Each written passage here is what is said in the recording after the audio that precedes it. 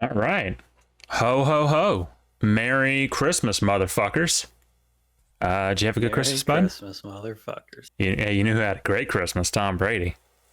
Oh, yeah. Yeah, it did. Uh, mm. Welcome, everyone, to a belated football shit talking live. We're on Monday this week because, well, last night was Christmas. And we didn't want to stream on Christmas because it felt a little too pathetic. So we're here tonight. Football's over. Kind of. I mean, there's football tomorrow. There's football all this. Oh my God, dude, there is football every day this week, my brother in Christ. So, Yeah, pretty base. yeah. Did you get everything you wanted for Christmas? Yep. Oh, that's great. Well, I woke up this morning and found out white women still existed, so I didn't. So, Well, that's fair. yeah, it is what it is. But yeah, no, big weekend, big week, really, in general. The whole week, there was a bunch of bowl games, allegedly. I'm going to be real with you. I didn't really watch any of them because it was Christmas week and I had better shit to do. So, college talk going to be a little short, but that's okay. That's okay. Because there was plenty going on in the NFL. Plenty going on in the NFL. Sure was. So let's kick it off with a little bit of news. Speaking of college, Ukelele heading to Oregon State, possibly. How you feeling about that? I do believe that is confirmed now. It's no longer It is. possibly. Yeah, no, it is confirmed. And the thing is, I was watching some tape on other kids. That's right. That's how committed I am to the show. I watch tape. I was watching some tape of the kids that they have like recruited and committed. And these kids are out there for pro style quarterbacks, of course. They're out there fucking slinging the rock. And I'm thinking, and you want to bring Ukelele in like a proven dud? That's pretty bold. Because Oregon State wasn't that bad last year. No. Or this year, right? Very decent. Well, they do have an outgoing. I mean, that is the issue. They do have an outgoing senior quarterback, but I mean, everyone behind him is just like, okay, yeah, it's high school kids, and sure. I guess you can't discount college level experience, but Ukelele, like we've talked about this throughout the year, like from pretty much the word go last year. Ukelele was a bust. Preseason 2021, Ukelele was Heisman favorite. Clemson was going all the fucking way. All this. And then literally out of the gate, it's just like, oh, who the fuck is this? You know, nothing. So, I mean, you know, I don't even know how good of a leader he actually is, to be fair. I mean, right. I don't know. Because it really seemed like when they would take him out, and they put that other kid in at Clemson, like the team just seemed to kind of rally a little bit. So, yeah, I felt like the writing was kind of on the wall for a large amount of that season. That this was just kind of, all right, here you go, Ukelele, but the actual guy is right behind you, waiting for his time. Yeah, and you know, kudos to Dabo for not just immediately benching him. I mean, yeah, was it a controversial move? Yeah, kind of. But you know, if you got someone, you know, commit to them, and that's the kind of brother that Dabo is. So, right. Did it work out for them? No, but I mean, to be fair, that team had some problems across the board. So, I also saw Slovis out of Pitt is heading to BYU. How do you feel about that? I saw he was transferring. I didn't know when to BYU. I believe I saw that earlier. I believe that's official now that he's going to BYU. So, you know, BYU. I don't know if Gunnar Romney is graduating this year. I'm gonna say he is. I feel like Gunnar's been there for like 30 years. Gunnar Romney. Let's see. Yeah, he's a senior. So, going to be losing a huge weapon there at wide receiver next year. So, I mean, Slovis, not the worst quarterback we've ever seen. Certainly. Pitt had a middling year, but I don't really think it was his fault. But, you know, it really depends. Can they get someone like Gunnar Romney to be that weapon, that target for him? Right. I don't know. So, I think that was pretty much there was a lot of recruiting news this week because this was early signing. Alabama, of course, had a top number one class, followed by Georgia, and then I want to say, who was it at number 3? Was it Miami?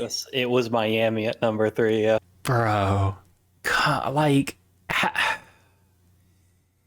who's worse about like just eternally chasing the dream? Is it Texas or is it Miami? Well, so I heard that Miami basically has like a law firm that gives them $1 billion to do big NIL deals. So that's a big reason for it. That makes sense. And Texas at least does go to and win bowl games, big bowl games. Miami even bowl eligible this year? I want to say no. Let's see. I don't think they are. Yeah, they're 5-7. What the fuck, man? How are you gonna go 5-7 and then get a number 3 recruiting class? I mean, obviously, like you said, it's a big NIL thing, but I feel like Mario Cristobal's got to be like. I mean, I realize it's its first season, but damn. Right. Yeah, it was a bad season. Like, damn, dude. And I mean, especially because look at the depth. Mario Cristobal, good coach. Kevin Steele, defensive coordinator, great coach. Co-defensive coordinator Charlie Strong, also a great coach. You've got some talent there. And okay, yeah, sure, you went 5-7. It could have been worse. Where did they go in 2021? Let's see. They went 7-5 with Manny fucking Diaz.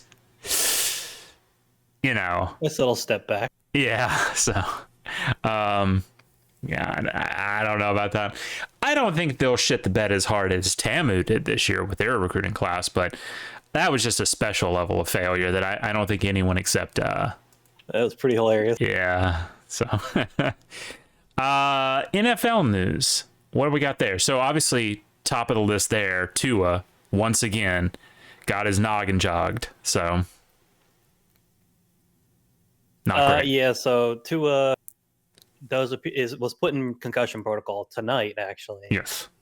And the thought is it happened somewhere in the third quarter, and that kind of explains what happened at that second half. Yeah, that does. Because I mean, we were talking about that, while we were watching Discord, and it's like, who is this? This isn't Tua. Yeah. Tua doesn't throw 3 interceptions. He throws maybe 1, and then he rights the ship. But yeah. That does actually explain a lot of shit. So, some other news: Pro Bowl rosters got revealed. So yeah, we can take a look through those if we want. Yeah, sure. Go ahead and walk us through it. All right, 1 second. So this AFC getting ads from NFL. Very cool. Of course. Whoop, shit. So starter. Quarterbacks, we got Mahomes, obviously, Josh Allen, obviously, and Burrow, obviously. Tua was top fan voting, but I guess coaches and players disrespected his name. So yeah, well. Oh, we got a guy in the chat. Broncos country, we try. Oh, that is a very accurate name. Holy shit! That is an S tier name, my brother in Christ. I'm personally big on the Niners defense. That's a hot take, honestly. Listen, Dallas defense good. Micah Parsons, great player, but give me the Niners defense. Broncos country, we tried. That's the funniest shit I've heard all day, man. I do have to preface that with the fact that I am a Giants fan, so I inherently dislike the Cowboys. Yeah, well, who doesn't inherently dislike the Cowboys, to be fair?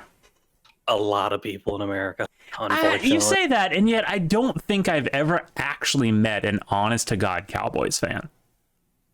And yet somehow they make the most money. That's true. Controversial, but I know it's the thing to call them America's team, but I think a lot of the support that they get is actually from south of the border.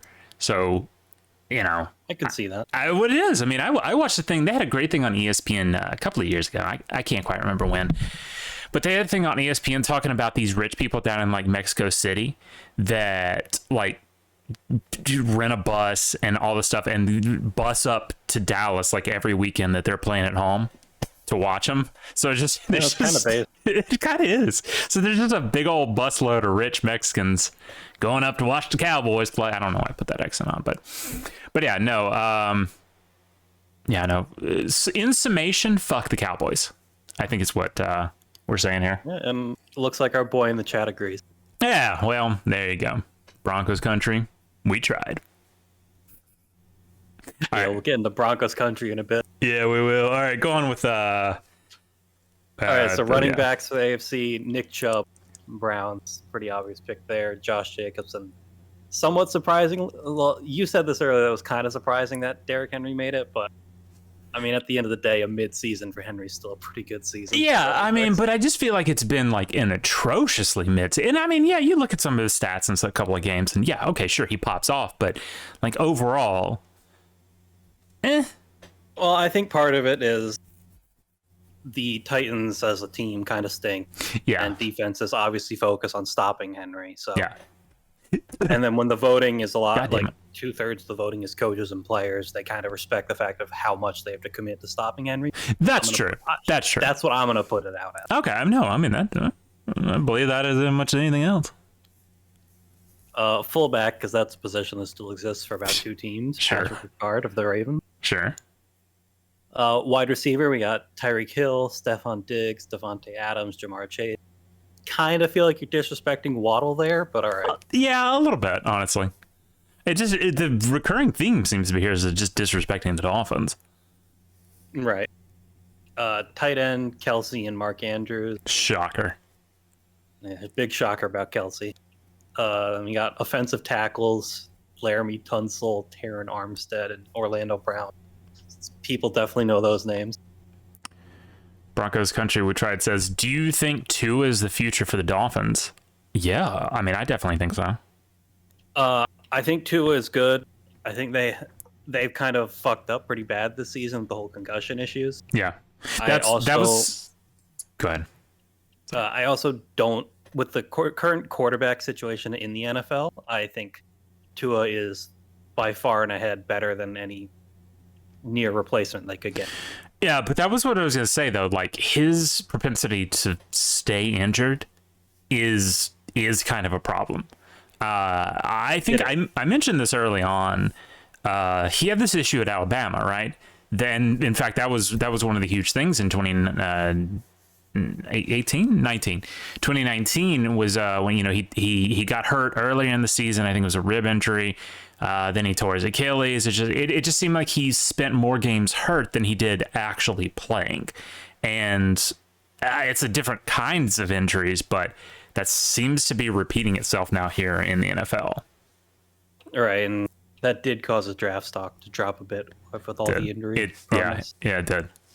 And considering the nature of the injuries, concussions, I mean, one concussion is as bad as several like physical injuries. I mean, I realize a concussion is a physical injury, but you know what I mean. I mean, getting your brain rattled like that's cumulative. That adds up. I mean, you can do a lot of rehab for arms, legs, ribs, everything, and get back to some sort of baseline, some sort of normalcy. But I mean, once you get your bell rung, it stays rung and makes each further ringing that much worse. So, and two concussions within a fairly short amount of time. I mean, that first one was what, late October? Something like that, yeah. Something like that, yeah. I mean, that's bad. I mean, that's bad. So, as far as being the future for the Dolphins, if he can stop getting concussions, I'm not laughing at him getting concussions. I'm just saying, if that can stop, yeah. I don't see, because you're right. Like, who the fuck are they going to go get? Bryce? No. Why would you do that? There ain't much. They're like two, and as we were saying with the Pro Bowl, major disrespect, of course. But maybe because of the injury. Sure. Well, at the same time, I mean, Mahomes, Josh Allen, Joe Burrow are. I was just about to say that. It may not be so much disrespect as you are literally just in like the most stacked division for quarterbacks in the league. So Is what it is. Yep. But he definitely no. I mean, Miami ain't got anyone, and especially as hard as they fought against Tua for the first 2 years down in Miami. Oh, that was so fucked. That made me angry, and I'm like, I don't even give a shit about the Dolphins. Yeah, so yeah, I definitely think they're the future. He's the future. All right, well, hopping over to the NFC now. Your boy Jalen Hurts, starter for the NFCs. Definitely deserved. Yeah, I mean, we'll see. Well, We'll see if he plays. This weekend's game actually just popped into my mind, so he might be. Well, he wasn't playing this weekend, but Oh, he wasn't, was he? no. Geno Smith. I know that might be a bit of a shocker to some people. No, Kirk Cousins. I mean, Geno was slinging it. It's just when you going into the season, if you had to pick your 3 Pro Bowl quarterbacks, I don't think it's not anyone would have said Jalen Hurts, Geno Smith, and Kirk Cousins. But to be fair, like I'm thinking back to that very first game. Oh man, we got a Jalen for MVP in the chat. Hey, I'm fully behind it, man. Fully behind it. Going back to that very first game of the season. Well, not very first game of the season, but that first Seahawks game of the season, right? When they were going to play the Broncos and we're like, they're going to beat the tires off them. And then the game happened, right? And we all kind of went, oh, okay. The Seahawks aren't good by any stretch of the imagination, but they're way better than they should be because of him. Yeah, they definitely went on a pretty solid run. Yeah. And the past few weeks, they've kind of fallen off pretty hard. Sure, but that, late in the season, injuries, fatigue starts building up. Yeah, I get it. Yeah, they've really I think they just put the respect on Geno, and he deserves it, in my opinion. He did, because talk about a kid who, came into the league and then just went from, wow to literal who status overnight, because he got drafted by the Jets, and I feel like he had maybe half a solid season with them before the doubt started, and then he just fell off and you didn't hear about it for years. Yeah, he spent a year with the Giants, I think some time with the Chargers. Apparently he's been on the Seahawks for 3 years now. So I do think that's kind of funny. You talk about that narrative last year and saying oh, the Seahawks lose their prime time quarterback and they actually kind of break even in the end. You think that's crazy, but yeah, not so much. I mean, more they won because they got players and draft capital out of it. That's true. Solid point, actually. So running backs, NFC, Saquon Barkley, my favorite, my GOAT. Tony Pollard from the Cowboys, kind of cringe. And Miles Sanders from the Eagles. I do think it's pretty fucked up that Christian McCaffrey isn't on this list. It really is. I mean, it really, really is. Because have people been looking at what he's been doing in the Niners, or it's just me? That man goes crazy every game. Wide receivers, Justin Jefferson, no shocker there. Speaking of Justin Jefferson, I did see that there's people who want to have him in the MVP discussion this year.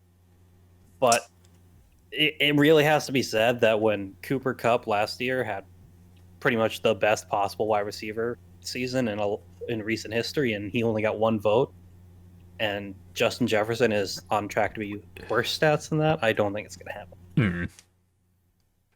AJ Brown, CeeDee Lamb, and Terry McLaurin. Fuck Terry McLaurin. That's because I'm a Giants fan, No, I just hate people named Terry. That's fair. What about when his name is Scary Terry? Ooh, you gonna throw that one at me live? I am. Oof. I am. I mean, I make the exception. Yeah. All right. And there's a bunch of offensive line people and defensive people. I don't know, it's a bunch of names. My grandpa's name is Terry. Well, I mean, you're obviously your grandpa's okay. All right, so well, yeah, Terry's definitely a name from a different era. Yeah, that's true. A brother named Terry that was born in 1945, he hard, right? But a brother named Terry that was born in 1996, that dude's got a bowl cut. He's Fortnite dancing in the halls at middle school. That's the kind of dude. You're thinking about there. So I salvaged that nicely, didn't I? Yeah, and then just to jump over to a bit more NFL news, the Commanders news came out that offers for the team were Oh yeah. well north of $7 billion. Jesus Christ. A lot of money. That's so much money.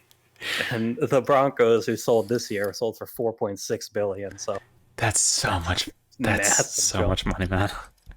That's so dumb because it's not even like I mean I realize it's an NFL franchise and there's a floor, you know, but yeah, it's the Commanders, bro. this ain't you know, again, this ain't the fucking Cowboys. It's the Commanders. I think it's just the amount of money in the NFL that you just get from owning a team is so much. Yeah. That's kind of ridiculous because that sets a precedent going forward that if any other team, like, I mean, we're going to get to the point here in like 10 years that if you want to sell a team, you're going to have to devote at least 20 bill. So. Yeah. Speaking of the Broncos, though, head coach Nathaniel Hackett fired. Thank God, man. Didn't make it through a single season. Didn't make it through a single season. I believe I also saw that some other coaches on the staff were also fired. So yeah. I mean, after their performance this weekend. All right, so of course they hired the Green Bay Packers offensive coordinator. That was Nathaniel Hackett. Someone whose career was made off of Aaron Rodgers. Sure. Throwing passes to Devontae Adams. Sure, yeah. And someone who didn't call plays and had no head coaching experience. So that's how that ended up. And I guess we will. Obviously, they had to get rid of him over Russ because didn't pay $220 million for the coach. Yeah, no, they paid a lot for Russ. So they're keeping Russ. Maybe a new coach can help Russ out. Well, I heard on the Sean Taylor statue in the Commander Stadium. So, can you even call that a statue? No, that was that. You know what you can call that? You really fucked up. You know what you can call that? A fucking insult. If I found out someone says Taylor, you're getting a statue, and I go, yeah, about fucking time. And then I show up and it's literally like a mannequin with a jersey on it. Someone's getting punched at bare minimum. It's so fucked up. I'm throwing all bows. The other just scandals in the Commanders like organization. The fact that they do that. It really is funny that goodwill. It's really funny that one organization just keeps fucking up so consistently. But and I think it was last year where like their stadium like broke and almost like killed Jalen Hurts. Yeah, I remember that. Oh my God! It's like, God damn. Yeah, man. Well, so you had a point there. I can just move. Oh, I was just gonna parlay that into talking about the college. Oh, there's still a few more things. Oh, okay, run it down. So big news for NFL. Sunday game ticket, whatever it's called. Yeah, I think it's just a game ticket. Game? No, that doesn't sound right. Game ticket? A Sunday ticket. Sunday ticket. Okay, yeah. The Sunday ticket is finally getting off DirecTV, which literally no one owns, and is moving onto YouTube TV. Thank God. Days. Yeah. Oh, that's so great. Because we've talked about this before. I have YouTube TV, and it is great. Right, so, I believe they're offering it both on YouTube TV and then like just as an exclusive side package. You don't need to have YouTube TV to buy, which is pretty basic. That's also extremely base, yeah. I wonder, did they say, is it going to be an add-on package to YouTube TV or just part of YouTube TV? It's probably going to be an extra thing you have to pay. Well, I asked that because I think it's even staying at the same price as it was on DirecTV. That's kind of off the top of my head. Well, that's exactly what I was about to get into, because Sunday Ticket on DirecTV, I believe for the 2020 season, yes, and the 2021, you didn't have to pay for it. Now, I don't know if that changed in 2022, but it had been for a while that they weren't charging people for it. 2020 obviously was an extenuating circumstance, to say the least. But we'll have to see. I would probably get it.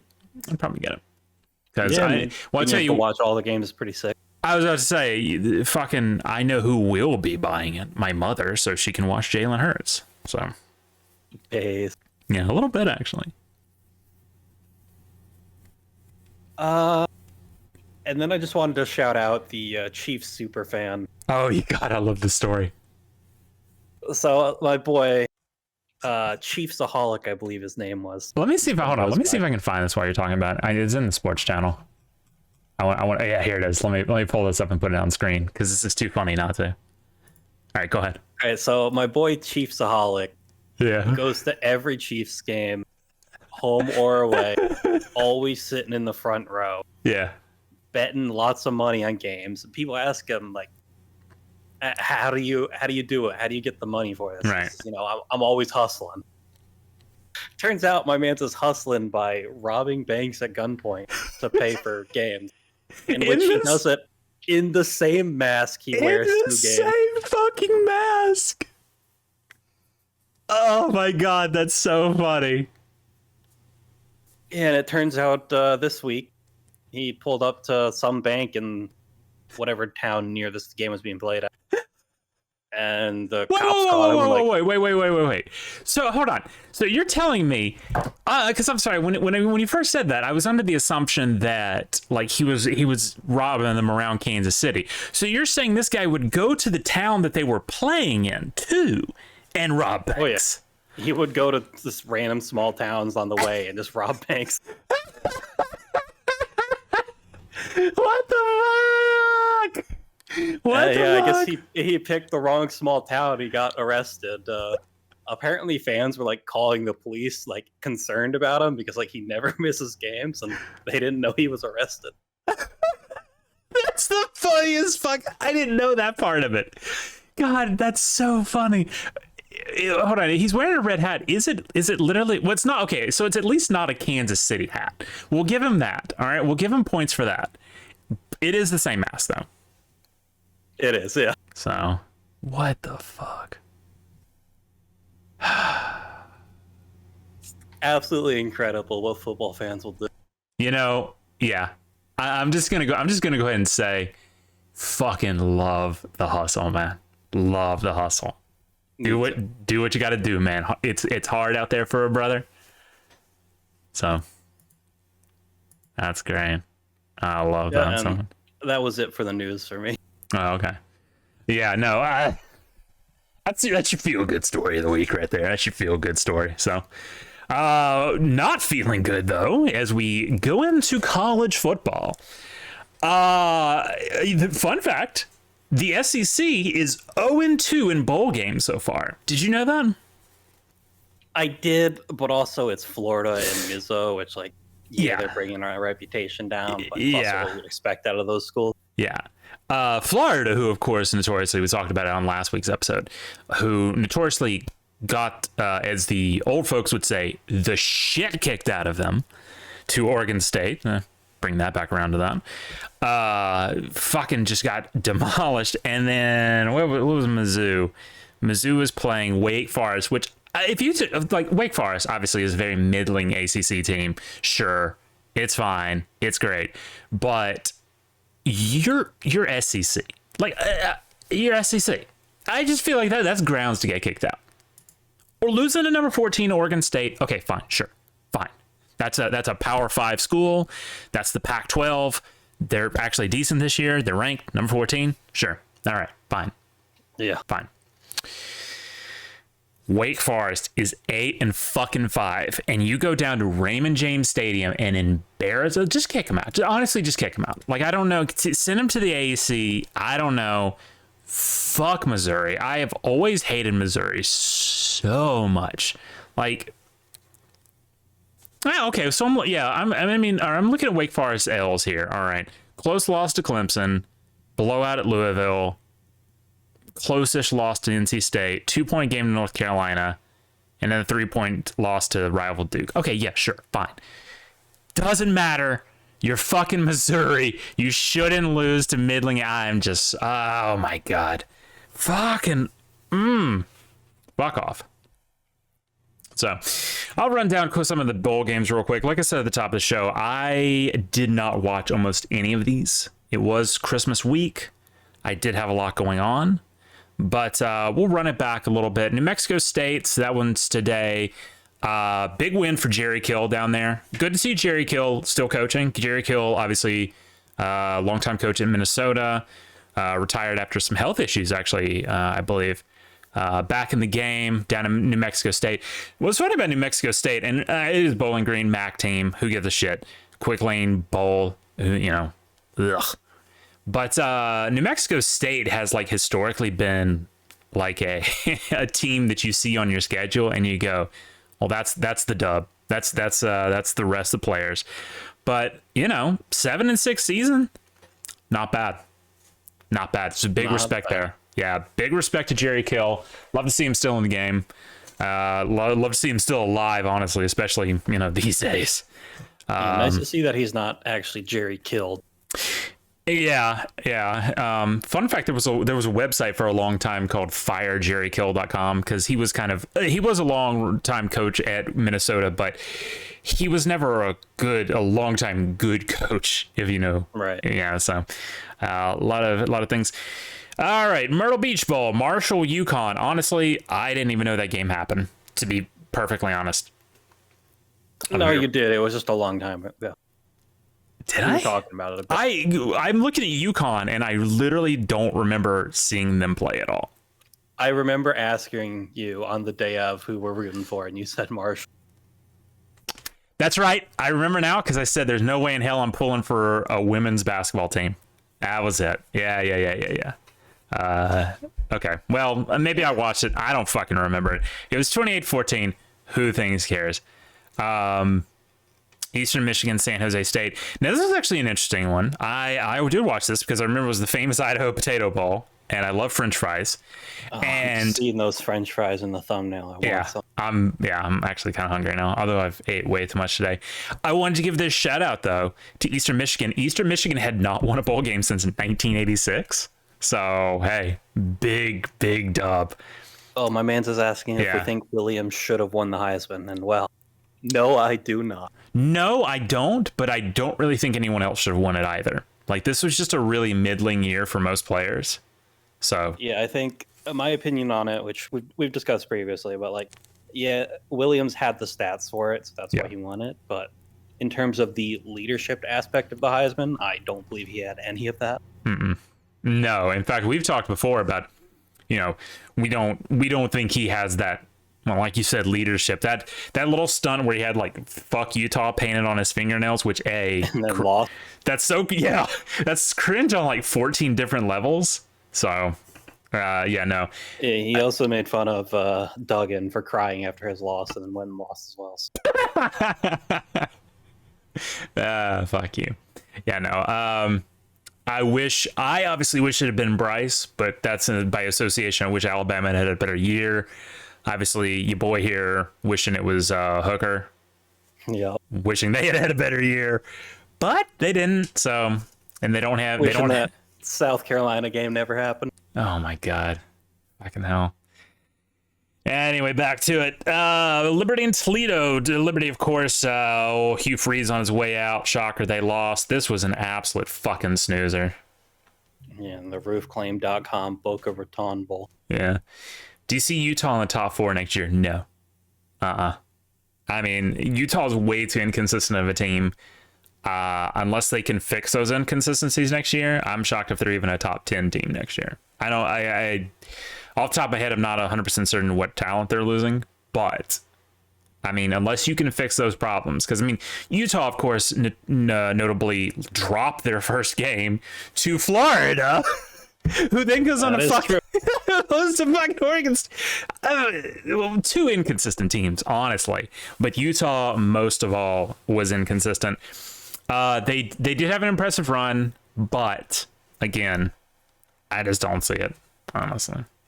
Yeah, dude, they got to run into the revamped Colorado next year.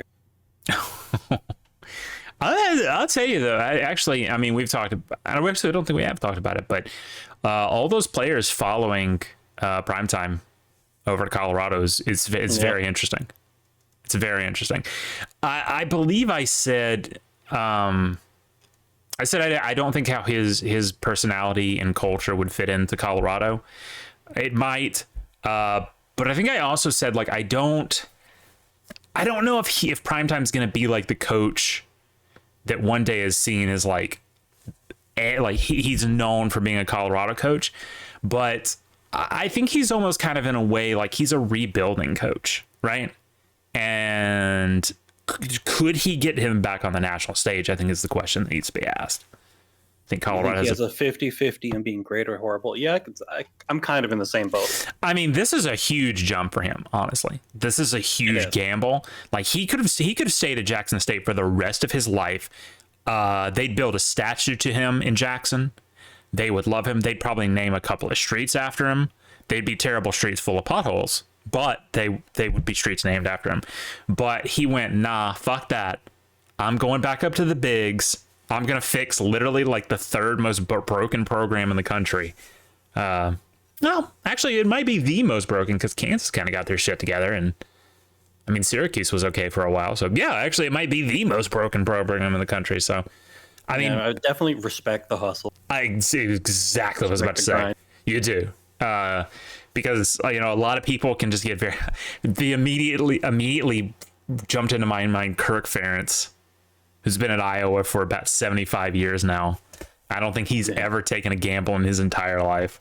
But, hey, they love him there. So, it works. But despite that team being that team. Well, yeah, Iowa, talk about inconsistent. They're just inconsistent on a longer time scale, right?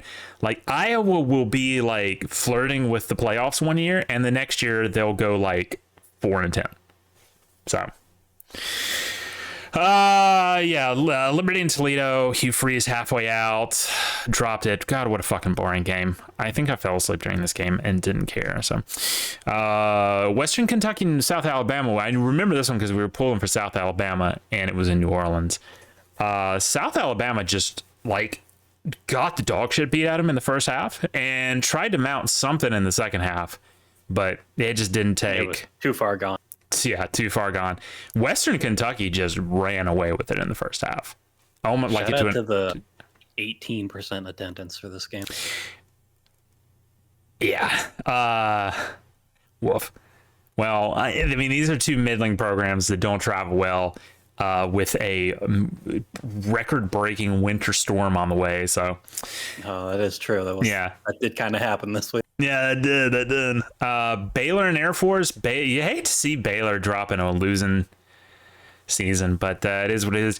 Air Force sitting at 10-3, though. I mean, that's kind of crazy. Of the service academies, Air Force is far and away the best one. So. Yeah, and I did see that. I know there's that whole controversy with one of the new bills being passed and the government, basically preventing military service schools from being able to be drafted. Forcing them to go straight to service, but I did see that they're changing that so the players can actually go play in the NFL before doing their service. No, that's good. There was also talk about it too. I don't think any of the service guys are eligible for NIL either. So it makes it really. It's the thought there is that recruiting is going to be very tough for them because you're already asking a lot out of them, obviously. Yeah. And then you're not going to get paid any. So that's kind of rough. But I suppose I understand. And it's about commitment. If Ohio State wins and Michigan versus each other, would it be the biggest national championship game ever? I don't know about ever. I would appreciate if you didn't put that evil into the world, though. I actually would appreciate you to put that evil in the world because that would mean Georgia lost. But I'd much rather see a Michigan TCU natty than a Michigan Ohio State natty. Sure. But I did see, I'll bring this up now because it's relevant. While I was doing research earlier, I saw an article on ESPN talking about how Kirby Smart made Georgia the new Alabama. Oh, I saw that too. I was like, good Lord. Yeah, and I just physically recoiled and cringed. I went, oh my God, you're going to run that one? Fucking hell. All right, moving on. Let's see. Oh, I wanted to mention in terms of biggest natties ever. Right. The most memorable one to me was probably the. I really enjoyed the Clemson LSU one. With Burrow versus Key Law. That was a very good game in my opinion. Yeah. But I guess as far as big as in hyped, I don't know if you're going to beat that 2006 game. To be quite honest. USC, Texas, I just think that's an all-time greatest. But I think as far as big as in who shows up for it, I mean, I think it could be, because those are two teams that just fucking hate each other. Like, there's been some rivalries that have shown up in the Natty, most notably Alabama twice now with LSU, Georgia. But those aren't our primary rivals. LSU obviously is just kind of a middling rival, and then Georgia's, well, just a new rival. But like, if I was even going to say like Auburn, but that's not a fair comparison, because Auburn's fan base, Auburn's alumni, Auburn's legacy isn't even remotely close to Michigan or Ohio State. So yeah, I mean, I guess in that respect, yeah, it could be the biggest ever. But sure. And that would be something else. Oh God, the problem is then you would never have people shut up about the game ever again, because they'd be like, oh my gosh. Moving on, I wanted to go back to that Baylor Air Force game. This was held in like, I want to say San Antonio or something, and I want to say it was 7 degrees. It was cold as fuck. Same with this Louisiana Houston game, which this is what I've been excited all night to talk about, and you know exactly fucking why. So Louisiana Houston was an all right game. Good night Broncos country. We tried. Yeah, good night. Thanks for coming by. Yeah, I wanted to. So Louisiana obviously sucked. It was in Shreveport, which again was about 3 degrees. Shout out. Sure, this game's great, whatever. But this game had my dog of the week. And that dog of the week, his name is fucking Hawk. Look at this. This is a football guy right here. And that is a football move. My man goes for that tee, and he goes for the fucking dive. Hair, mullet, blowing in the wind, back to the sideline with a little tumble. Fucking energy. By the way, again, it's about 7 degrees here. That ground is frozen. All right. But he is fueled purely by that fucking mullet. And this guy is fucking nuts. He's been doing this all year, apparently. He's like an equipment manager with Houston. He's big on Twitter. People have loved it. I hadn't heard about him, obviously, because I don't watch Houston football, because who fucking does? Right. But man, this guy reminds me of back in 2013. Florida State had a similar kind of guy. They called him Big Red. I'm not gonna pull it up, but yeah, he was also an equipment manager. But I think he was like he was just like a ball boy, right? But he had this big, like almost a fro of like red hair, looked like an old redhead stepchild, and he was just fucking. You would see this dude like a 440 down the sidelines, right? Just absolutely love the hustle. There is no one that has more hustle in college football than equipment guys. They're just built different, man. But yeah, as far as the game, I don't know. You really love to see the passion out of Hawk, though. Yeah, you really do. So that's a dude. So first, like, you look at this dude, like, he might have played in high school, probably played, Pop Warner Elementary or something. Didn't get any attention paid to him going into college, right? Wants to stay in the game, right? Gets a job, equipment manager on the sidelines. He keeps that same energy. He'd have that same energy if he was playing. You fucking love it. And that's the love of the game, man. That's the love of the fucking game. And I've said 1,000 times, like, obviously on this show, I'm the college guy way more than I am an NFL guy. And that's why college just has a soul to it that I don't think professional does to a certain extent. But I mean, we can't discount Chiefs to Holly. Sure. But when you, as far as the players and the kids on the field, it becomes different when it starts being a job as opposed to, because, yes, they are getting money, but at its core, college football is still an amateur sport, essentially. And to see this level of just love, it's so great, man. So great. I almost make you want to cry, but I'm not, because I'm a man. Yeah, that game sucked. Wake Forest, Missouri sucked. Middle Tennessee, I did not watch that. It was literally Christmas Eve. Yeah, I'm very with you. I want to watch it. Me too. It was out in Hawaii. Yeah, probably pretty nice for them. Sad to see Brady Hoke drop one, because he has brought San Diego State kind of back a little bit.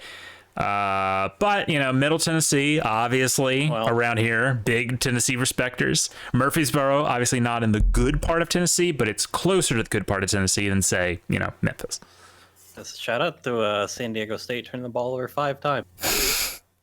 Damn, and to have kept it that close. That's impressive. So, shout out to Maiden here being 19 for 43. Oof. Rough game. And then, all this week we got games. Tomorrow, Georgia Southern and Buffalo at the Crampton Bowl in Montgomery. Memphis and Camellia Bowl. What? No, it's being played at the Crampton Bowl. But the game is the Camellia Bowl. Oh, okay. Yeah, sorry. Yeah. The Camellia Bowl, whatever the fuck that is. Speaking of Memphis, they're playing Utah State, battle of 6 and 6s. Who cares? The Chants. A little directional Carolina here at the Birmingham Bowl. At Protective Stadium, the new one. It's not playing at the fucking Legion Field anymore. Put your life into your own hands. Chants playing the Buccaneers, Pirates, Swashbucklers. I don't know what the hell they are. Go Chants. Love them. And then finally, tomorrow night, we have actual teams playing. Wisconsin and Oklahoma State. I did see Luke Fickell will be deferring this game to some assistant coach, I believe.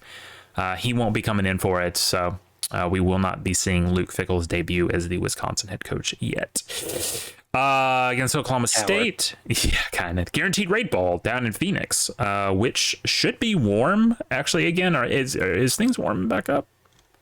64 degrees. That's for Phoenix. 64 in Phoenix is. I mean, that's kind of wild. That's cold for them. Yeah, love to see it. Wednesday, UCF and Duke. Don't care. Kansas and Arkansas will be playing the AutoZone Liberty Bowl. Kind of want to see Arkansas pull this one out, but at the same time, we could use a win for the SEC. Sure, but at the same time, you kind of want to see Kansas pull out with a winning season. Kind of a little bit, especially considering what kind of fucking year they had. Remember when they were undefeated and then they literally just stopped winning football games? Yeah, I do. They got game day to come to town. They lost, and it all literally the day game day came. Oh, they didn't win anything, and then they somehow beat a ranked team, and then just lost everything. God, what a clusterfuck. So yeah, I honestly I think Kansas needs this way more than Arkansas does. So pulling for Arkansas. Yeah, probably. Then. Finally got another ranked not a ranked matchup, but a ranked team. Oregon. Old Bo Nix out there slanging it. North Carolina. Drake May. I did see Drake May's thinking about going into the transfer portal. Did I see that correctly? Maybe. The thing about transfer talk. Maybe. Potentially. Possibly. Maybe. I don't know. In the San Diego County Credit Union Holiday Bowl, that's a mouthful, in San Diego, California. Cool. Hey, and then we finally have more SEC action. Texas Tech and Ole Miss. Now, this is an easy one, obviously. Fuck Ole Miss. I was going to say hotty, but you're saying nah? Well, I mean, we can't have 0-4 for the SEC, so Ole Miss we probably do want to pull. Yeah. It really. I don't like either of these teams. I was gonna say it's really rough that we kind of front-ended bowl season with all the teams we hate. So, except Arkansas. I don't have anything against Arkansas. So, I guess that's what happens when they're bad, huh? That's true. Yeah. Thursday, Syracuse and Minnesota at the Bad Boy Mowers Pinstripe Bowl. Okay. Speaking of Jerry Kill's old team here. PJ Fleck's current team. I think he's still the coach. I don't think he's been fired yet. I'm pretty sure he's still there. Looks like Ibrahim. Bro, he got an extension through 2021. Oh, that's right. Yeah, he got an extension despite being mediocre. Syracuse, I'm just going to go ahead and predict, utterly shits the bed, just like they did literally every other single important game this year, namely Clemson and Notre Dame. So, yeah. Now, this is actually an interesting game right here. 4:30 ESPN, Cheez-It Bowl, Oklahoma and Florida State. Man, that's actually going to be kind of an intriguing matchup because both these teams were, good but not great. This is a launching point for one of these teams, right? I think specifically Florida State. Florida State is a favorite by almost 10 points. If Florida State can stick the landing on this, they could make a serious run next year. I don't know if for the playoffs, but definitely for the ACC championship. So yeah, I mean, you were big on the Knowles at the start of the season. I was, and that turned out to be, because it was so funny. I remember us talking about that and saying like, oh shit, we'll see them, and they were playing like a literal FCS team, and not even a good FCS team. Like, fucking who was it? Duquesne. Duquesne, yeah. Like who? That's a basketball school. So, yeah. 8. Yep. ESPN, Valero Alamo Bowl, Alamodome, San Antonio, Texas, and Washington. 3-point favorite for Texas. I feel like that's a really bad call. I feel like you take Washington outright on that. What the fuck, yeah, Texas? I'm pulling my boy Michael Penix here. Pulling from Penix. We love Penix. Texas obviously started looking really weak towards the end of the year. We kind of thought, Quentin Ewers was him, but those last couple of games, he just shit the bed, man. Like, hard. Yeah, well, luckily for them, Manning has officially signed there, so kind of cringe. Yeah, very cringe. Here's a question. Do you think Manning stays there the full time? Or do you think he transfer portals at some point? I saw a thing saying, like, he fell in love with Sarkisian's, the way he ran stuff, so I guess we'll have to see if that holds up. All right. I mean, I tell you what. You may not love to hear Texas doing well, but you love to hear Steve Sarkisian doing well. I mean, what a glow up of a story, man. From being like literally like passed out drunk in LA to, Texas doing pretty okay with like the hottest quarterback in the nation. You'd love to see it. But at the same time, fuck Texas. Pretty much. Yeah. I'm taking it. Fucking what? Yeah. Michael Penix Jr. outright. No, not even a question. No, I'm not even. Nah, we're moving on. Not even a question. Friday, December 30th. Finally going to be warm around here again. I don't know about you. Maryland and NC. Oh, who fucking cares? Is Talia still hurt? Question mark. Let's check. I don't think so. He is active. Great. The NC State is a 1-point favorite in this. I feel Maryland outright on this one, honestly. NC State was incredibly inconsistent. Talia and Maryland was also inconsistent, but it was on the other side of the ball for Maryland. If Talia can just get out there and do the Tagovailoa thing, they got this easy. And it's the Duke. Dude, bro, it's the Duke's Mayo Bowl. It's the fucking Duke's Mayo. Like, do I have to say any more? Yes. Dude, I love you. You do not. You a big Dukes guy? I have to confess, I'm not a huge Mayo guy in general. Oh, right. I forget about your weird shit. All right, whatever. Man, this guy. You take a little bit of Dukes. You take a little bit of Sriracha. Haven't. 1 p.m. on CBS, Pitt and UCLA in the Sun Bowl in El Paso, Texas. UCLA is a 5.5 favorite. I feel that. Again, we're talking about Slovis earlier. Inconsistent, but then again, so was Thompson Robinson. I do feel UCLA. I feel good.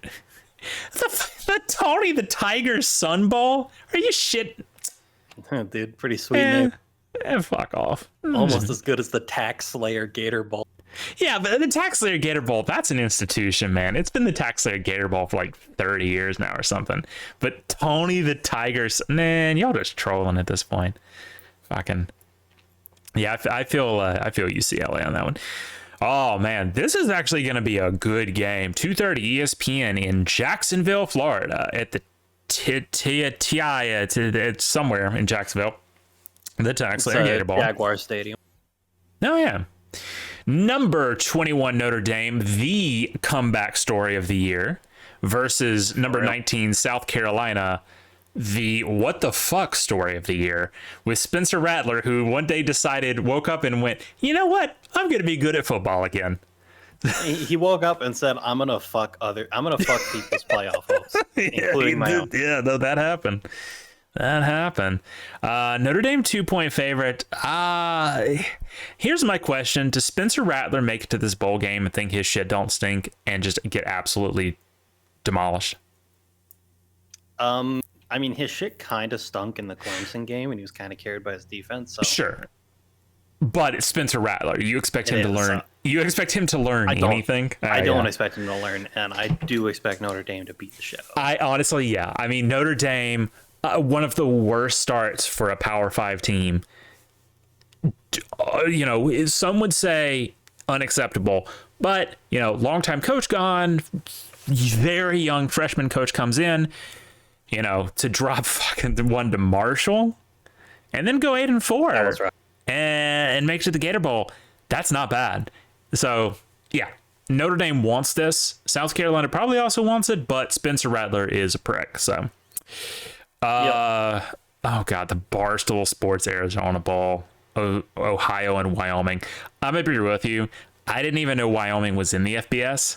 To be quite honest, same. I thought that was an FCS team, but it is what it is. Here we go. You excited for this one? 7 p.m. ESPN Hard Rock Stadium for this one, no. in Miami Gardens, Florida. 74 degrees. Oh, what a turnaround. Capital One Orange Bowl, and it truly is an Orange Bowl. Number 6, Tennessee. I feel terrible about it. Yeah, versus number 7, Clemson. So, of course, Hooker's still out with the torn ACL. Both Hyatt and Tillman have declared for the draft and said they're not playing. So, we're our top 2 wide receivers as well. So, yeah, I don't feel so hot about our offense. And yeah, and of course, this is like the debut game for Cade Klubnik at Clemson. So, yeah. The thing is, that brings up something I want to talk about a little bit. This shit, kids sitting out for bowl games. I get it. I do. But I hate it. It feels bad. It's really one of those things I get it. I do. You don't want to risk an injury, but you're number 6 in the nation.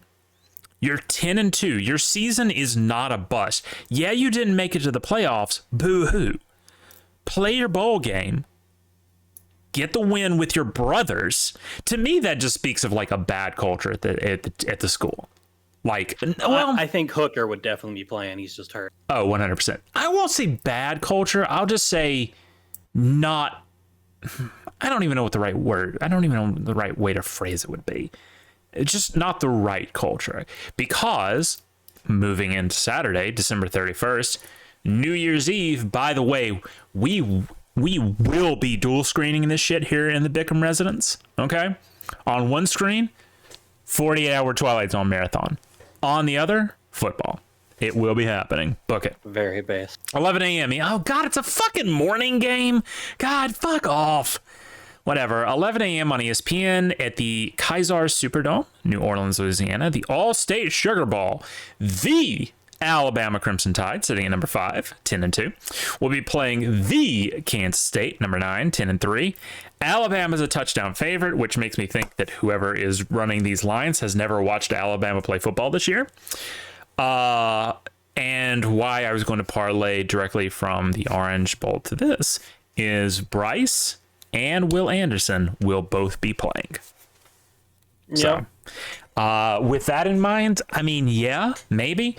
I have read a lot of kids have hit the transfer portal between the Iron Bowl and now.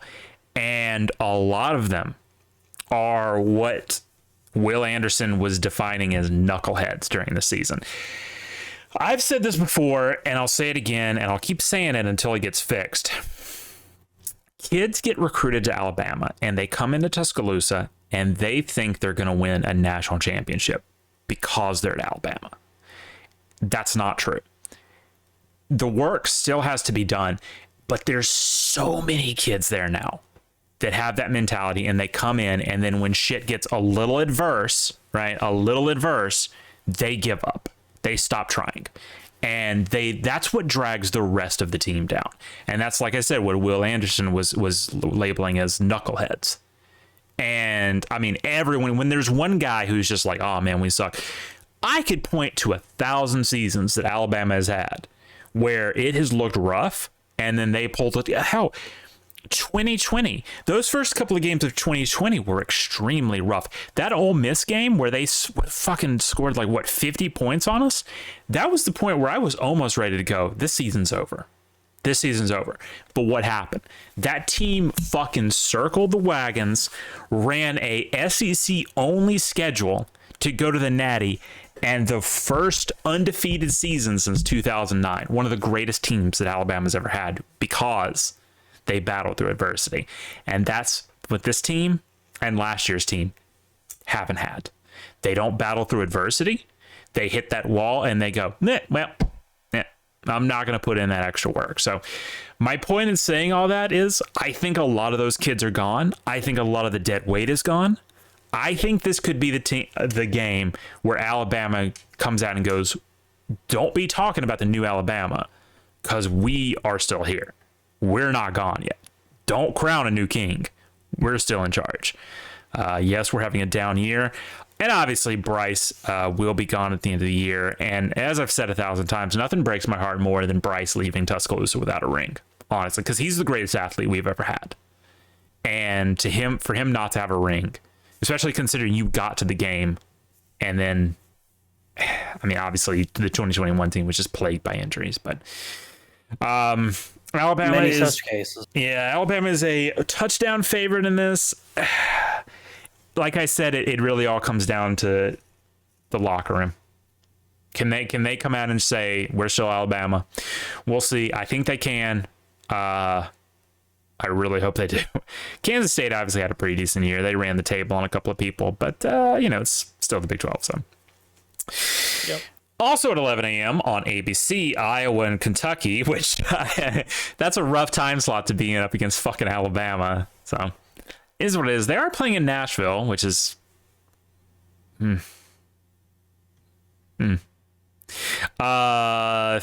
p.m. ESPN. The playoffs begin. State Farm Stadium in Glendale, Arizona. CFP semifinal at the Verbo Fiesta Bowl. Number 3 TCU and number 2 Michigan, unfucking defeated. Touchdown favorite. Now, obviously, TCU dropped their championship game to who'd they lose to? Kansas State, actually. Oh, great. Amazing. Obviously, they dropped there to that. I'm feeling Michigan on this, man. I'm feeling Michigan. Michigan's defense I feel like, is just going to shut down TCU. And, of course, I think the big question is, is Corum back? I'm seeing he's active. Oh, yeah. Honestly, this might not even be a game that makes it to halftime. Honestly, it could be. It could be possible. After the embarrassment that they got in the Big 12 championship game, yeah, maybe I could see it. But this could be a donking dicking. So, and go Michigan, go blue. All right, Sure. Oh, right. Yeah, I forget you're you behind TCU for some reason. 7 p.m. ESPN, Mercedes-Benz Stadium, Atlanta, Georgia. CFP semifinal at the Chick-fil-A Peach Bowl. By the way, shout out, there will be a Chick-fil-A nugget tray on deck here in the house. On God, dude. I might need to get some Chick-fil-A myself. That reminded me, I need to look up, where is y'all's Chick-fil-A? There's 2 nearby. I forget what the road is, but it's the road the Kroger's on. Like, if you go up or down it, there's a Chick-fil-A. Not Parkway. Yeah. It's like the 411 or some shit. Do y'all still have one in your mall? No, I think it moved out. No, it's not in the mall, but it's very close. Yeah, it's on off the 411. Yeah, that's it. Yeah. No, that's a long time Bickham family tradition. So. Gonna be doing that. Oh, sorry, I didn't even name the teams. Number 4, Ohio State, 11-1. That one loss, of course, to Michigan, and then number 1, Georgia, who is a touchdown favorite, which I don't. Okay, all right. I'm okay. All right, cool. Obviously, well, I think part of that is, I believe, a bunch of Ohio State's like big name players have already opted out for the draft. Why? To fucking playoffs. Right? That's so dumb. Like, I get it. If you're in the fucking Arizona Bowl, sure. You're in the fucking play. Oh my. No. I think, honestly, if you're in the playoff game, you shouldn't be able to opt out, like, at all. That's so stupid. Yeah, it's, That's so stupid. Jackson Smith Njiba or whatever is how I pronounce that. Like, their big wide receiver, I think he was. And he said he's out. That's so stupid. But that goes back. That goes back to what I was talking about. Like, that's, I like all these schools are talking about all these kids that are opting out, but one hasn't. What's the difference? One of them has Nick Saban. One of them has that like ironclad like will to win culture. Fucking that man. I'm legitimately. I hate Ohio State, but I'm legitimately angry about that. Of course, I'm mostly angry because I want to beat Georgia. So. And then Trayvon Henderson, their big running back, is also out, but he opted out to go get a surgery done instead of waiting till after the game to get it done. Oh no, that's on the one hand, it's like he could have delayed it to still play is the thing. So it's like, yeah, you want to get your injury fixed. I'm split. I'm split on that one, honestly. I'm split on that one. Well, apparently, it's been bad enough he's needed the surgery since the third game of the season, but he's kept playing on it. So. Oh, okay. Then no, I feel that. I feel it. So, in summation, fuck Georgia. Yeah. And that is that's we got some after that, but oh man, I saw that Monday and that fucking that fucks me up, man. All right, well, NFL, man, we had a week of NFL. Oh, that's not what I was saying. All right, we had a week of NFL, man. We sure did. And boy, there's some wild game. There really was, man. So our boys, T-Law and the Jags, thoroughly beat the shit out of the Jets. Which kind of shocking that it was this lopsided. Well, I mean, Zach Wilson's pretty. Oh well, I was about to say, like, yeah. When 9 for 18. That's embarrassing. That's embarrassing. Which, like, yeah, they only put up 19 points, but I think this really shows the revival of the Jaguars and just the flourishing of Trevor Lawrence, because like the Jets defense is no joke. And they kind of just went down and had no problems against. And speaking of which, the Jaguars are now first place in the division. They have their playoff spot. They do have to, I believe they have to win out to keep the spot, but hey, they got the Titans and the Texans left. Very doable. And I'd love to see that happen because I'm a big Jaguars fan right now. Really pulling for them. Same. Oh, yeah. But the good news is, I mean, this game was essentially like the kill Zach Wilson bowl. It was. And so Zach Wilson is now back to QB3 since Mike White is healthy again. Right. So. Where he belongs. Right. And so their head coach is saying, "Oh, we're not giving up on this young man's future. He's still got a bright future again. We're still riding with him. Like, my man's, you put him to QB3. Homie's not even getting snaps at practice anymore. Seriously. And but personally, I think that's either just to be like, he doesn't want his reputation to be like, oh, I've ruined this man's career, or he's trying to hype him up for trade value, which I suspect that's the that makes the most sense. I do not see Zach Wilson as a Jet going forward. No. Moving into Christmas Eve, of course, this was where most of the games were. Mm-hmm. So it's kind of a swapped Saturday and Sunday kind of deal for Christmas. Bills Bears start out. Now all these games were very cold. Yeah, in Chicago, I believe it was about 2. Yeah, I think for quite a few teams, they were like record cold or almost record cold games. Yeah. Buffalo really struggled in the first half. It was bad. Josh Allen was throwing picks. It's pretty embarrassing for them, but they turned it on in the second half, pulled out a pretty strong win.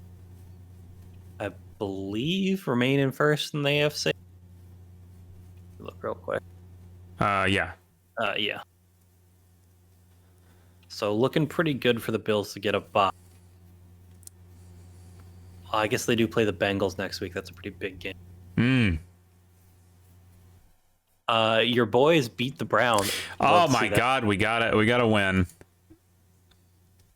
Which I'll be circling back to the Browns once we get to the Rams game and talk about Baker a bit again. Oh yeah, because I have some comments on that.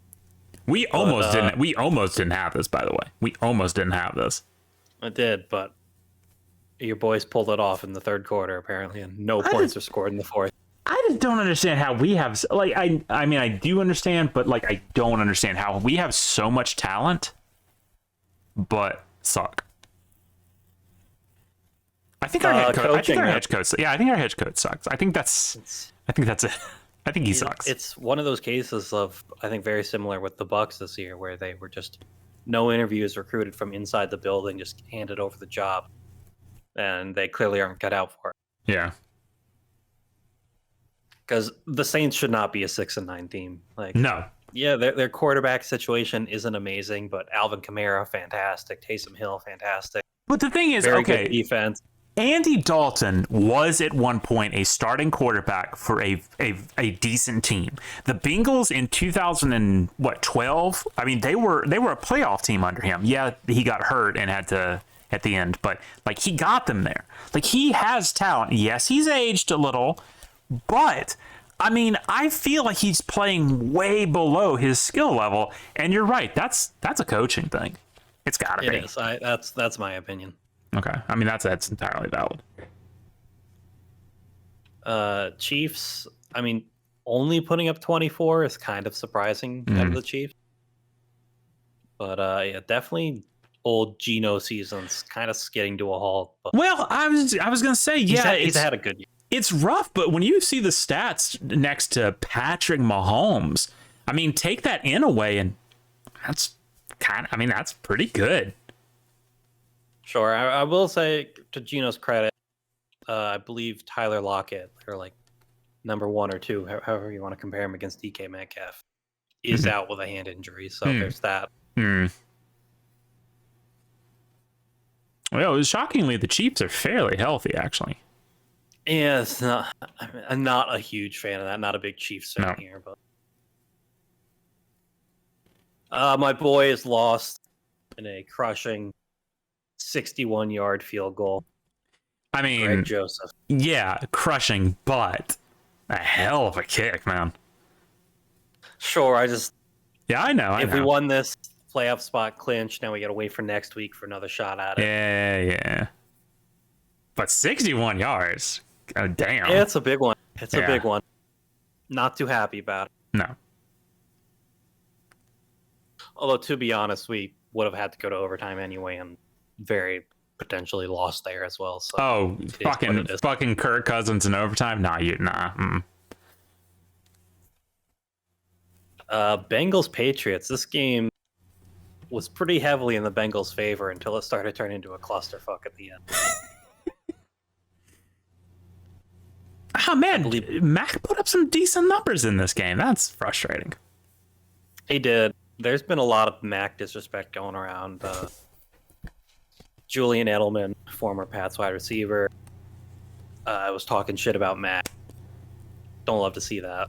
Well, I think he was saying, like, I believe he was saying shit like his attitude was bad and he was like making faces when he was upset. Like, my brother in Christ, what quarterback doesn't make faces? Julian Edelman, you're one to talk. No one throws a bigger shit fit than Tom Brady.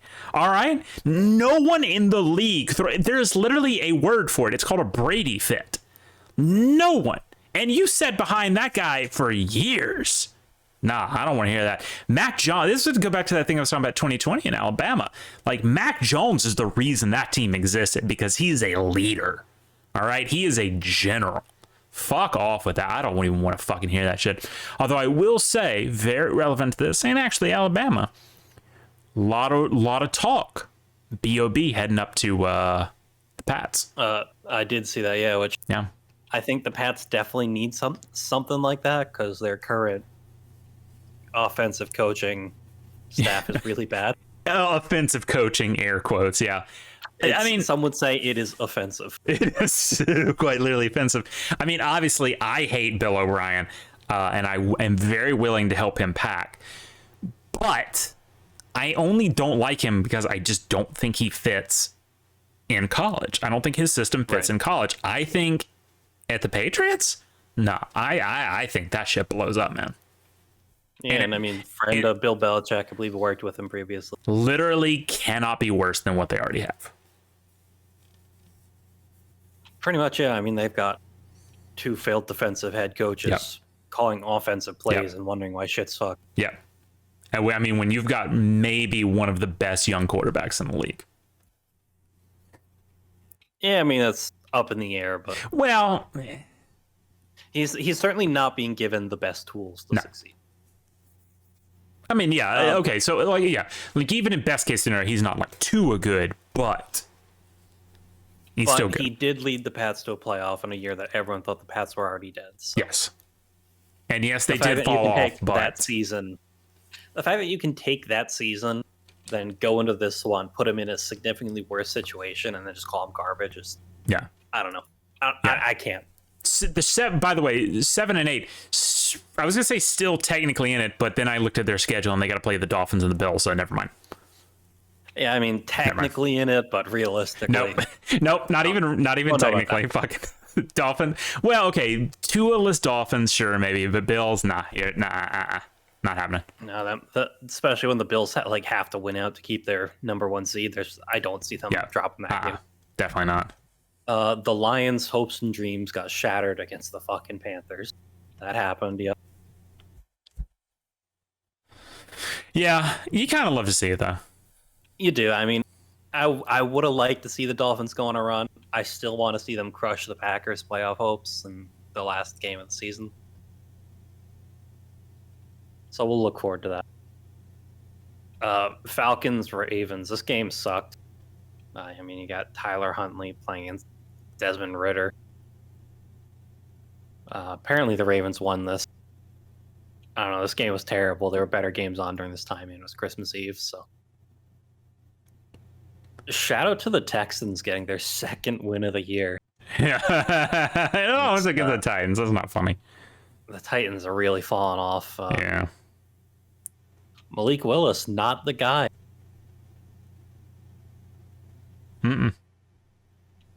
Henry looked really good at the start. Unfortunately, it looks like they shut him down pretty heavily after the first quarter because I think most of that 126 yards came in the first quarter. You hate to see that, but I mean, shout out to the Texans getting their 2nd win. I don't love to see the Titans lose, but their loss did put the Jags in first place, which I kind of wanted to see happen, so we take them. The Niners continue to be a very scary team. Just putting up nonstop points. And this game for the Commanders did mark the end, once again, of the Taylor Heineke era. They put Wentz back in, and I believe plan to go with Wentz through the end of the season, which we already saw how that ended. So bold thing to do, but whatever. It is. I mean, it's the fucking Commanders. So. Yeah, it's Commanders. What do you expect? I'm just shocked they're 7-7. It's a wild season. The NFC East has a very easy schedule this season, so that's kind of how that happened. Eagles Cowboys. Of course, Jalen Hurts was out. This game was played in home game for the Cowboys. And the Cowboys got the win in the end. Pretty sloppy game by the Eagles. 4 turnovers, multiple fumbles when it really mattered. Yeah. A few picks. I don't know. This I really I don't think anyone really has, but they shouldn't put this on Gardner. Gardner played this very well, considering. Right. Especially being the backup. Yeah. Going up against the admittedly very good Cowboys defense. Literally, the backup to, a MVP, conversation quarterback this deep in the season, this much on the line, for a kid like Gardner Minshew, that's nuts. And the fact that he comes in and near about fucks around and beats the Cowboys. Yeah. Yeah, I mean, obviously it was a game that the Eagles didn't care too much about dropping, so Sure. they have to essentially lose out to even lose their number one overall, their number one Yeah. seed. So Yeah. I think it kind of is what it is for them. I think that is a big hype moment for the Cowboys because I believe in the first quarter or so, like Cowboys Twitter was like saying, "All right, cut Dak, he fucking sucks. Get rid of this fucking garbage team." Well, I guess they pulled off the win. So,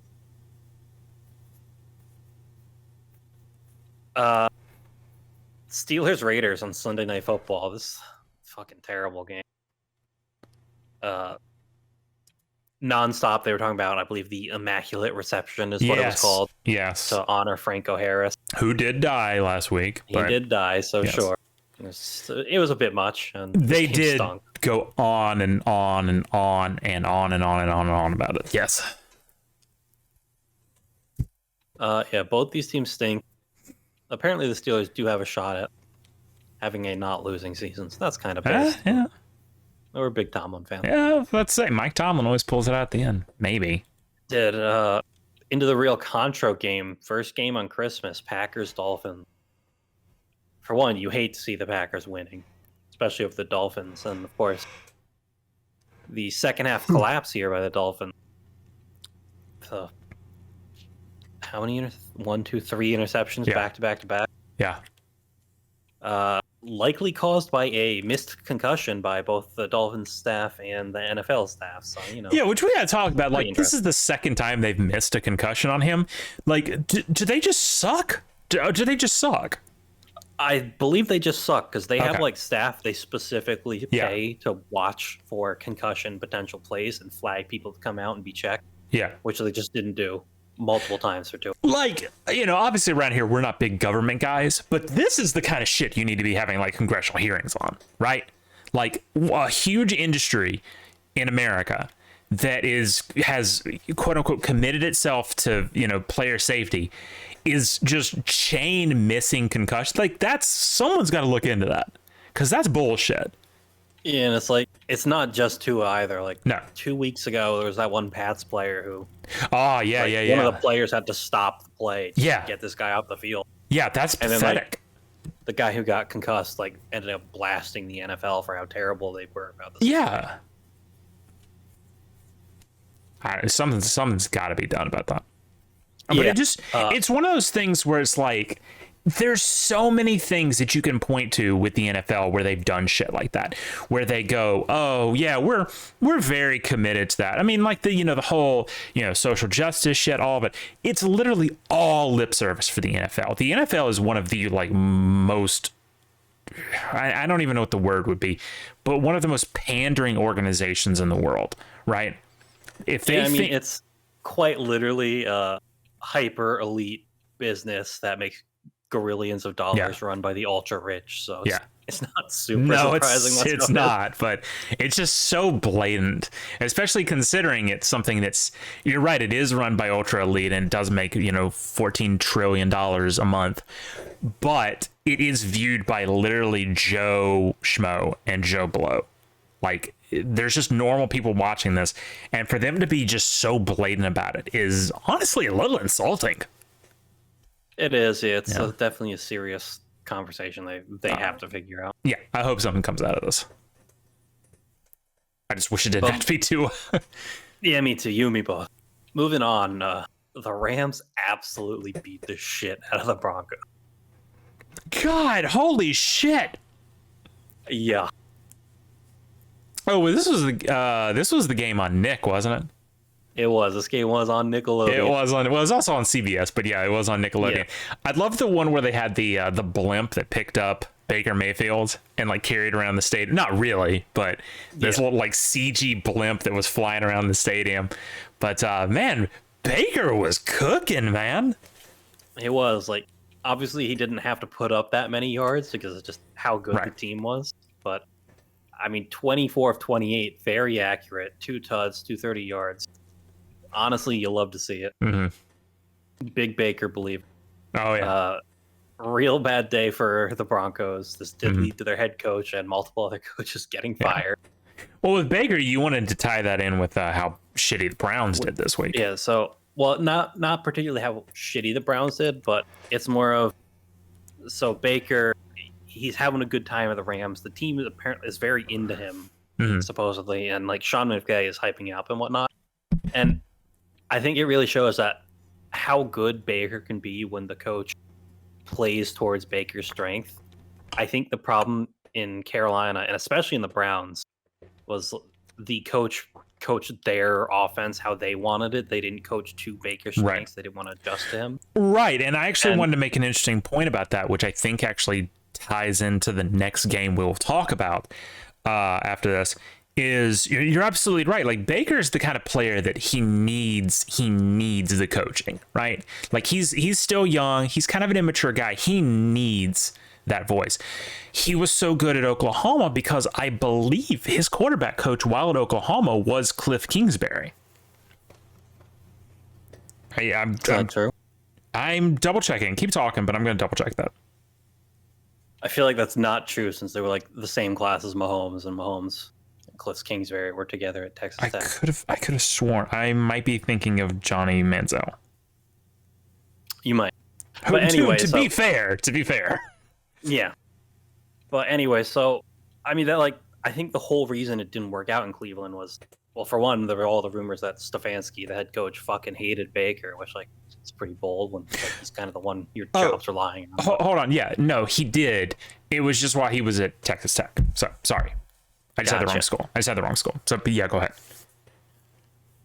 So yeah, like I think Stefanski is running his own offense. He's not adjusting the quarterbacks, and I think that's partially why Deshaun Watson looks so goddamn awful. Is because they aren't playing towards his strengths; they're just playing towards Stefanski's offense. Mm-hmm. And I think obviously that's a losing combination there, but I think that's why we're seeing Baker thrive across. It's only been 3 games so far, and Stafford is off on injury, so we'll see what happens with him going forward. Mm-hmm. I would say that Baker's definitely thriving. I did see that this week that apparently he's no longer using a wristband to call plays. He doesn't need that anymore 3 weeks in, so that's pretty big, especially with how big his performance was. I'm a Baker believer. I think he's going to have a resurgence. Will it be with the Rams? Don't know. Will he be back up for a year with them? Who the fuck knows? Then we've got the Tom Brady overtime classic. Oh, man. On Christmas night. Christmas miracle, some would say. Tom Brady versus Trace McSorley. It's an awful game. The whole fucking game. Trace McSorley.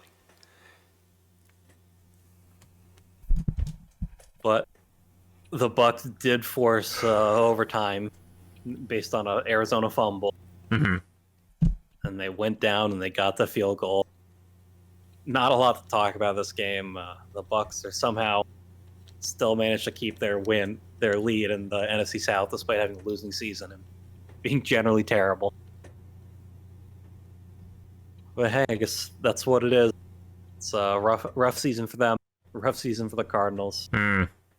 It's nice to see that they suck with or without Kyler. Yeah.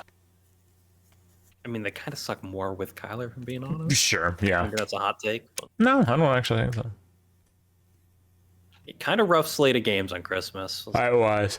Definitely some better ones than Christmas Eve. But I guess that's how it be sometimes. Well, the thing is, I think if you... So, okay. Look at this slate, right, of teams. But put yourself in in the schedule August. Making. Yeah, or before that actually. Yeah, June, July. This slate looks like it's gonna pop the fuck off, right? Especially that Broncos Rams game. Yeah, I mean they all making the schedule. They all seem like they could be some of the best games going into the end of the season.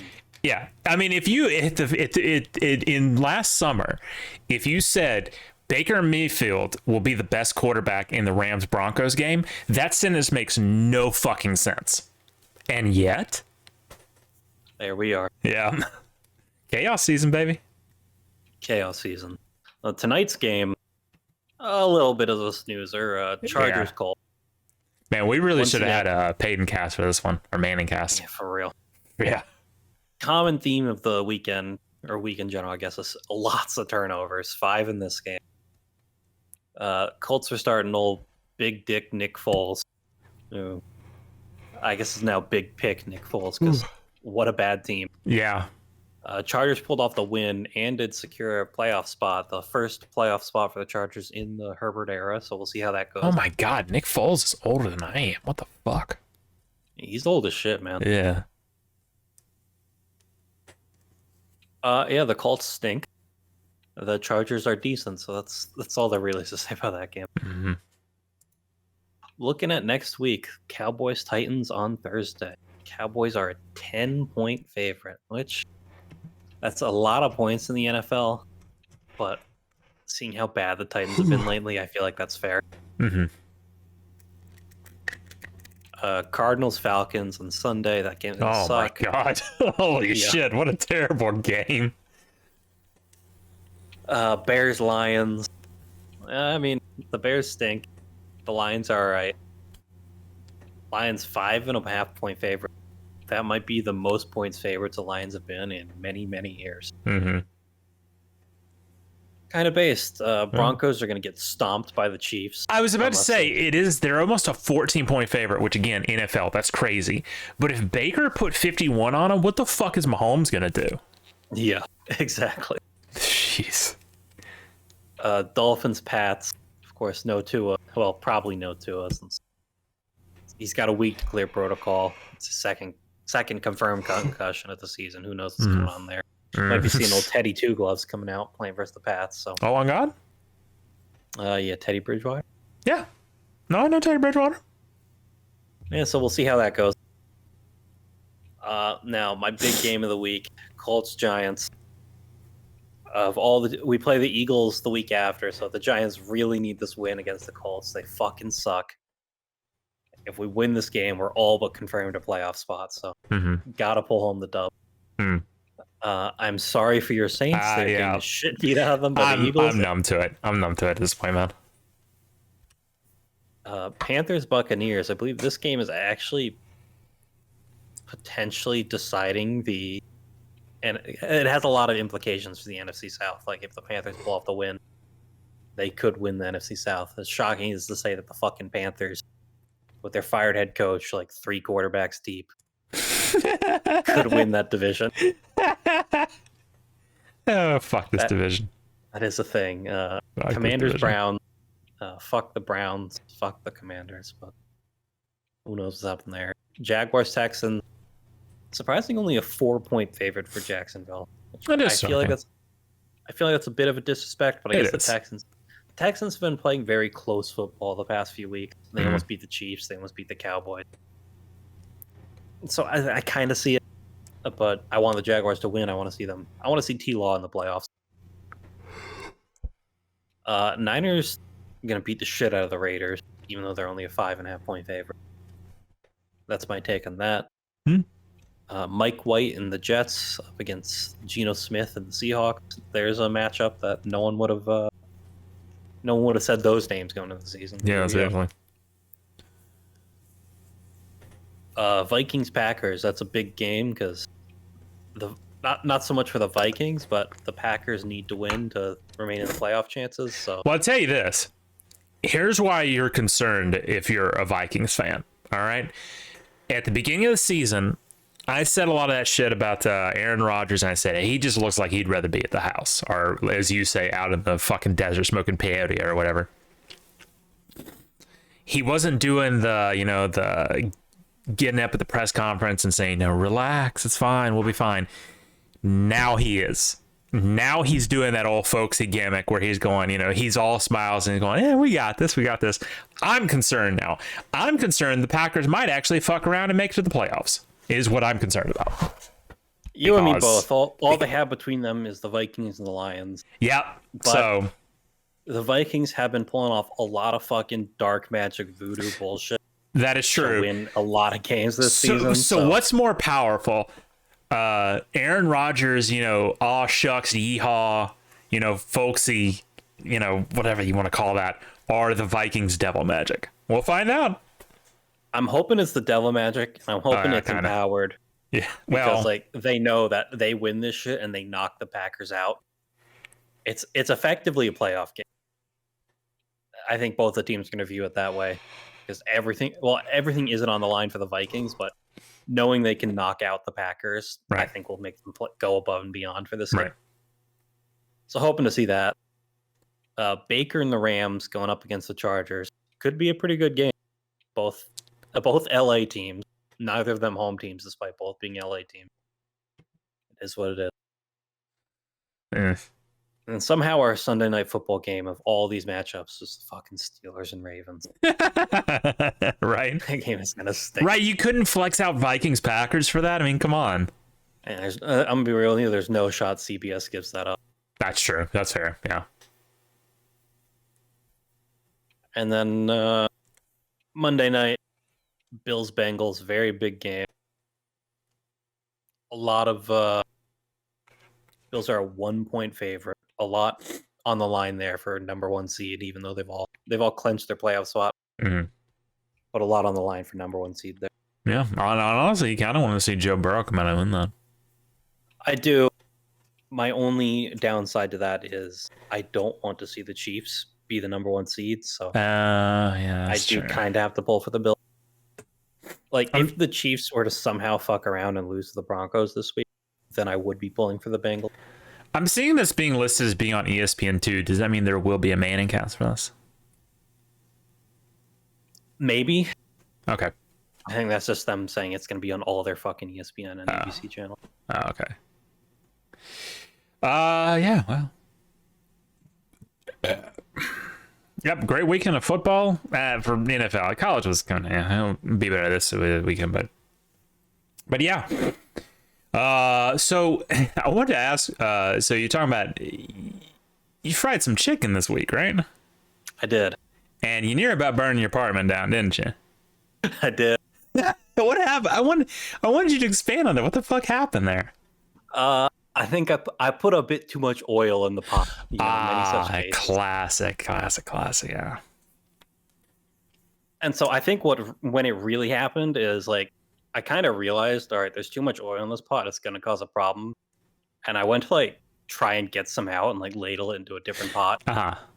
And I think I might have spilled a bit too much oil in the process of doing that. Yeah. And I think that's what started the fire. Yeah. Okay. Man, that's it's happened to me before. It's happened to me before many times actually. So, it was rough. But you said the chicken that you did get cooked came out great. Though, right? Very good. That's good.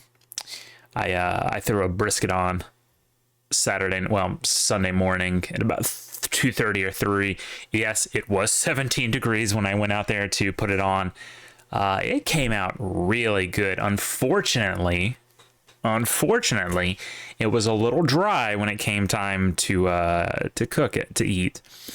Because with a brisket, you take it out and you tin foil, and then you wrap it in towels and put it in an ice cooler, right? With no ice in it, obviously, to insulate it and keep it nice and juicy. I took it out under the assumption that we were about to eat at about 1. We did not eat until about 2:30. That brisket sat out for an hour and a half, and that's rough. It was still good. It was still good, but it wasn't as good as it could have been. As soon as it came out, I did cut into a little bit and eat, and that, oh my god, you did that one where you press on it and it just starts flowing juices. Ooh. Oh my god, no, it was something else. Yeah, it was really good. Gonna chop a little bit of it this Thursday into some white queso cheese. Do a little bit of nachos with it. So very bold. And then so New Year's, of course, I said I'm gonna do the tray. You thinking about that too? I'm just one guy, so I'm not sure if I'll get a whole tray for myself. But... Well, I mean, the thing is, we get like the meat. There's like 3 trays. There's a small, the medium, and the large. The small is good because it's not too many. And then, I mean, obviously, Chick-fil-A reheats very well, especially if an air fryer. So yeah, it does. So, great Christmas. I mean, it was okay. It was good enough. The season kind of sucked because it was hot for like half of it, but Yeah, It is what it is. Next year, I think I'm going to do something a little bit different. So, well, unless you got something else, I think that's about all for tonight. That's all for me. Yeah. So we'll be back here. Well, I guess again. Well, I think we could do it Sunday next week. I mean, New Year's Day isn't a holiday like Christmas Day is, so I think we'll be back next Sunday.